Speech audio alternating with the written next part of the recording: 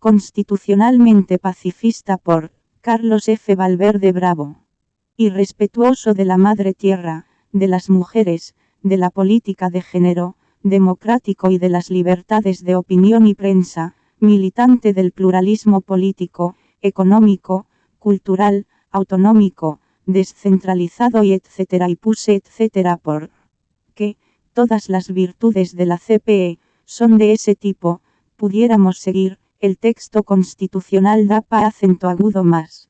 En el Parlamento, un par de diputados masistas agreden de manera pública, Chola de Camacho, amante de, y cara de hombre, a dos diputadas y no pasa nada. El presidente de la Cámara, Jerjes Mercado, no advierte ni llama al orden a sus compañeros, porque a lo mejor, sabe que, este país podrá ser muy, pero, él es cruceño y no está puesto ahí para llamar la atención a los que, el relato los ha convertido en los primeros de la línea de ancestralidad y que él está ahí para ser el que firme y aprueba todo aquello que vaya contra Santa Cruz y punto. El cuchillo para que corte, debe ser de la casa. ¿Por qué los parlamentarios masistas hacen lo que hacen?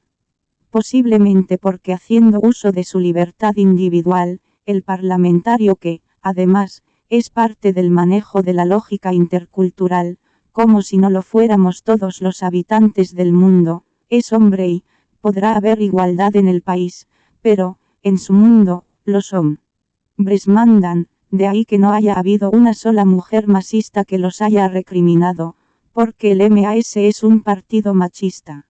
Así de simple.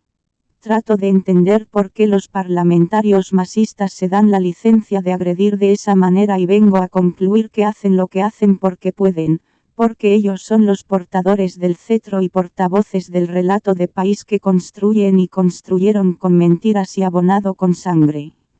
Desde que Evo Morales llegó al gobierno y ahora con Arce Catacora que se arroga víctimas ajenas, como la de una joven violada que ya se probó no es víctima de los bloqueos del paro de los 36 días, o del muchacho que, cuidando una rotonda se le arrancó el corazón, o del señor de Puerto Quijarro, cuyo hijo aseguró ante la policía y los medios que el señor fue víctima indirecta de una granada de gas que lo aturdió y cayó al suelo golpeándose la cabeza, pero Arce quiere tener muertos a favor y se los construyeron, no importa si la pericia e investigaciones policiales dicen otra cosa, hay que hacer un cuento y tras de ello va el hombre que apenas gobierna el país que se va por un tubo a la mismísima mierda, derecho de expresión, constitucional. Y eso es en el Parlamento, donde el masismo está sumido en una violencia verbal de la que salen grandes verdades, como corruptos, narcotraficantes, abusivos, traidores, es decir, nada que no sepamos pero, esta vez se lo dicen entre ellos que se conocen bien y saben de lo que hablan. Tu ministro de gobierno es un narco, le habría dicho Evo Morales a Arce Catacora, según Carlos Romero, que no se quedó ahí, sino que asegura haber hablado del tema con el portavoz, quien habría respondido que tenían información de aquello, no lo negó en su momento el señor Richter, el del saco rojo, y que Choquehuanca le habría prometido a él, encargarse de ello. Esas no son acusaciones a la ligera, son parte de una conferencia de prensa, es decir, preparada. El país merecía, en su momento, la explicación de parte del gobierno. El ministro del Castillo solo atinó a decir que Romero era un mal director de cine y retrucó acusando a Romero de narco y no lo encausa ni investiga. Estas idas y vueltas son una falta de respeto porque pareciera que el tema del narcotráfico y sus consecuencias no hubieran sido preocupación transversal del Estado, sea con relación al gobierno del MAS/Evo Morales y de este gobierno que nunca jamás aclaró lo ocurrido en Valles Acta, donde el CNL. Terán denunció protección de parte del gobierno de Arce, o el aeródromo Mundaca, si ponemos dos ejemplos.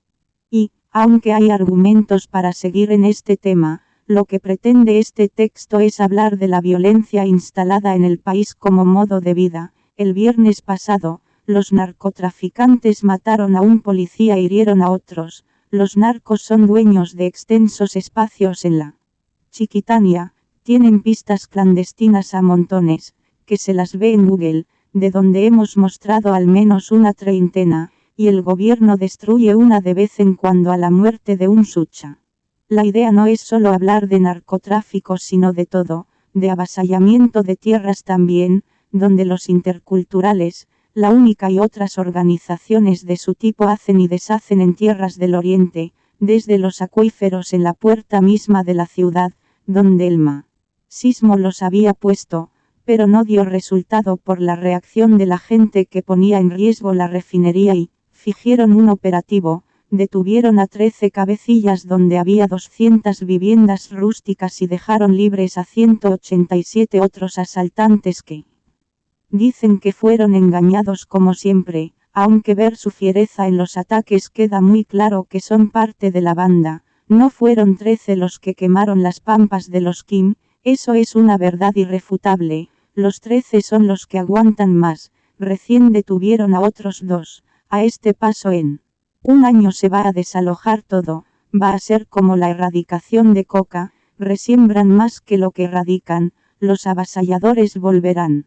Y otros interculturales entraron a la propiedad del Trébol, Guarayos, completamente saneada por el propio INRA que, de acuerdo a lo que se sabe, desliza información sobre predios que aún no tienen sus papeles en orden porque la institución es lenta, a lo mejor a propósito. Y a otras en Santa Cruz son 111 propiedades tomadas de 223 en todo el país. No es casualidad, es causalidad. El ministro aseguró que no podíamos convivir con avasalladores. Cuando hizo muy poco por lo de las Londras. ¿Cambian discurso?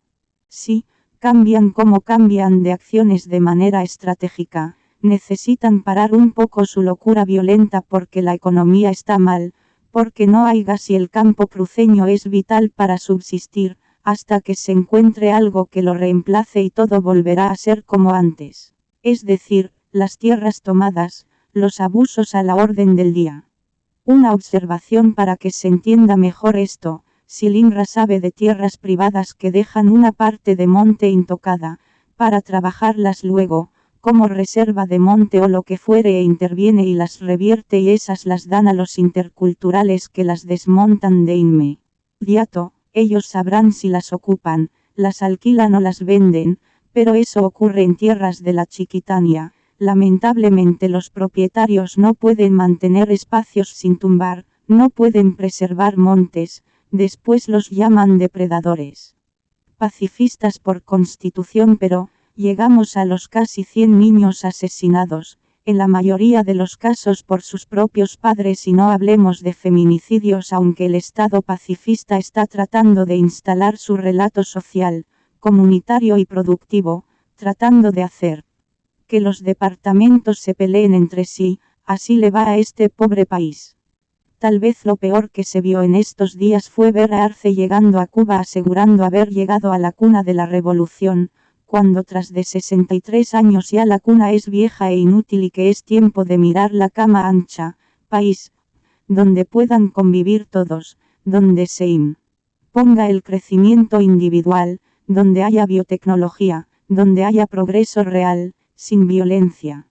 No es posible que un país que nunca descubrió nada significativo en tecnología se dé la licencia de revisar los eventos agroproductivos, como si no hubieran sido probado con éxito en sus respectivos países. Estamos mal, hay pobreza, informalidad y violencia, pero, la Constitución dice que no somos violentos que mira, bobo, anda pa' allá, Messi Dixit. Carlos F. Valverde Bravo es periodista independiente.